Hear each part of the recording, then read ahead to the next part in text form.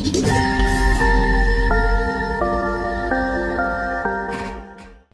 Friends, welcome to பிவே self சமையல். எல்லாம் எப்படி இருக்கீங்க? நல்லா இருக்கீங்களா? ஆஃப்டர் லாங் டைம், ரொம்ப நாளுக்கு அப்புறம் இப்போ தான் நான் பெரிய வீடியோவே போடுறேன். ஷார்ட் வீடியோவே போட்டுட்ருந்தேன். அது ஒன்றும் இல்லைங்க, வேலை பளு கொஞ்சம் அதிகமாக இருக்குது. அதனால் கொஞ்சம் டயர்டாகி சோம்பேறித்தனப்பட்டுட்டேன், அவ்வளோதான். வேறு ஒன்றும் இல்லை. வீடியோ எடிட் பண்ண முடியல. அதனால் நம்ம சேனலில் கிரைண்டரில் பெல்ட் மாத்திர வீடியோ போட்டிருந்தேன். கிரைண்டர் ஸ்லோவாக சுற்றினா கிரைண்டருடைய பெல்ட்டை செக் பண்ணி பார்க்கணும் அப்படின்னு சொல்லியிருந்தேன். அந்த வீடியோவில் டவுட் கேட்டிருந்தாங்க. அதாவது யாருன்னா சிவமுகேஷ்ன்றவங்க பார்த்திங்கன்னா, நியூ பெல்ட் மாட்டினாலும் அப்படியே தான் நின்று ஓடுது மேடம், என்ன ப்ராப்ளமாக இருக்கும் அப்படின்னு கேட்டிருந்தாங்க. அப்புறம் இன்னொருத்தர் வசந்தி சரவணன், அவங்க பார்த்திங்கன்னா, அக்கா குழவுக்கு அடியில் அரிசி உக்காருது மையலை அப்படின்னு கேட்டிருந்தாங்க. அவங்களுக்காக இந்த வீடியோ நான் போட்டிருக்கேன். வீடியோ போட கொஞ்சம் தாமதம் ஆயிடுச்சு, அதுக்கு நான் சாரி கேட்டுக்கிறேன். புது பெல்ட் மாற்றியும் ஸ்லோவாக நின்று ஓடுது அப்படின்னா அடுத்ததான் நீங்கள் பார்க்க வேண்டியது இந்த மோட்டருடைய புள்ளின்னு சொல்லுவாங்க. அந்த புள்ளியை இப்போ இருக்கிற சைஸை விட ஒரு சுற்று பெருசாக வாங்கி ஃபிட் பண்ணிங்கன்னா கிரைண்டர் நின்று ஓடாமல் ஃபாஸ்ட்டாக இருக்கும். இந்த மோட்டரில் ஒரு நெட்டு கொடுத்துருப்பாங்க. அதை லூஸ் பண்ணால் உள்ளே இருக்கிற அந்த புள்ளி கழட்டு வந்துடும்.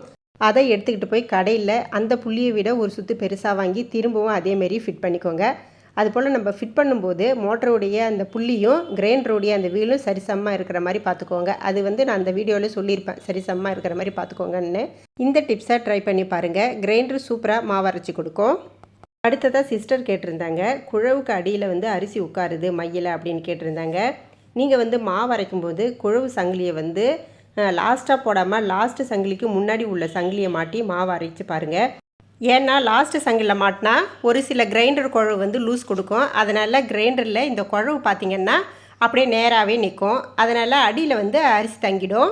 ஸோ நாம் சங்கிலியை இது போல் அட்ஜஸ்ட் பண்ணி முன்னாடி சங்கிலியில் மாட்டினா குழவு கொஞ்சம் ஸ்லாண்டிங்காக இது போல் சாய்வலாக இருக்கும். அப்போ அரிசி கீழே தங்கிறதுக்கு வாய்ப்பு இருக்காது. அது மட்டும் இல்லைங்க, சீக்கிரமாகவும் மாவு அரைச்சி கொடுக்கும். இப்போ ரெண்டாவது சங்கிலியில் போட்டு நான் இப்போ மாவு அரைச்சி காட்டுறேன் பாருங்கள். அடியில் அரிசி இருக்குதா இல்லைன்னா நல்லா மஞ்சிருக்கா மாவுன்னு சொல்லிட்டு பார்க்கலாம். அதுபோல் கிரைண்டரில் அரிசி போடும்போது ஒரு சிலர் பார்த்திங்கன்னா கிரைண்டரை கழுவிட்டு ஓட விட்டதுக்கப்புறம் அரிசி போடுவாங்க. அப்போ இந்த குழவும் அந்த கிரைண்டரு எதுவுமே இல்லாத ஓடும்போது தேய்மானம் கொடுக்கும். அதனால் எப்பயுமே அரிசி போட்டுட்டு அதுக்கப்புறம் கிரைண்டரை ரன் பண்ணலாம். அதுக்கப்புறம் நம்ம மாவு அரைக்கும்போது இன்னொரு விஷயத்தையும் நல்லா நம்ம கவனிச்சிக்கணும். இது மாதிரி அரிசி போட்டுட்டு நம்ம கொஞ்ச நேரம் அப்படியே ஓடுறதுக்கப்புறம் மையட்டும் அப்படின்ற மாதிரி நம்ம ரெஸ்ட் எடுக்க உக்காந்துருவோம். அப்போ பார்த்திங்கன்னா கிரைண்டர் தண்ணி இல்லாமல் ஒரு மாதிரி கெட்டியாக ஓடும் பாருங்கள். அப்போ ஒரு சில டைம் நின்றுடும். இது போல் தண்ணி இல்லாமல் கெட்டியாக ஓடுற மாதிரி நம்ம அரைச்சோன்னா சீக்கிரமாகவே மோட்ரு ரிப்பேர் ஆகிறதுக்கு வாய்ப்பு இருக்குது. இப்போ பார்த்திங்கன்னா உங்களுக்காக நான் இப்போ இது போல் செய்கிறேன். அரிசியில் இப்போ தண்ணி இல்லை பாருங்கள், அதனால் எவ்வளோ ஸ்லோவாக சுற்றுது பாருங்கள். இந்த மாதிரி நம்ம அரைக்கவே கூடாது. இது போலன்னா மோட்ரு சீக்கிரமாகவே அடி வாங்கிடும். அதனால் அப்பப்போ கிரைண்டரில் தண்ணி இருக்கான்னு செக் பண்ணிவிட்டு மாவு அரைக்கணும். அதுக்காக ஒரேடியாகவும் தண்ணி ஊற்றிடக்கூடாது. அது மாதிரி செஞ்சோன்னா கீழே எங்கே பார்த்தாலும் தெரிக்கிறதுக்கு வாய்ப்பு இருக்குது. இப்போ அரிசி மாவு எல்லாத்தையும் எடுத்துட்டேன். இப்போ குழவுக்கு அடியில் எப்படி இருக்குதுன்னு பார்க்கலாம். குழவு தூக்கி எடுத்துக்கிறேன். பாருங்கள், நல்லா நைஸாகவே அரைஞ்சிருக்கு. இப்போ எடுத்து காட்டுறேன் பாருங்கள். கையில் பார்த்தீங்கன்னா உங்களுக்கே தெரியும், நல்லா நைஸாக அரைஞ்சிருக்கு பாருங்கள்.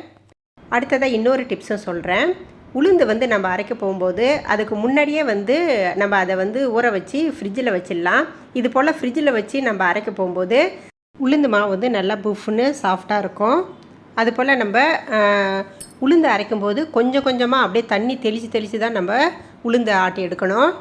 அந்த தண்ணியுமே பார்த்திங்கன்னா உளுந்து ஊற வச்சா அந்த தண்ணியை நம்ம யூஸ் பண்ணி நம்ம அரைச்சோம்னா நல்லா சாஃப்டான இட்லி நமக்கு கிடைக்கும்.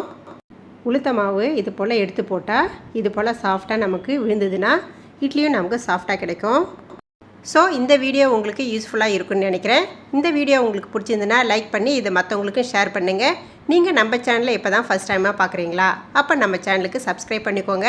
பக்கத்துள்ள பெல் ஐக்கானை கிளிக் பண்ணி அதில் ஆல் என்ற ஆப்ஷனையும் கிளிக் பண்ணிக்கோங்க. தேங்க்ஸ் ஃபார் வாட்சிங்.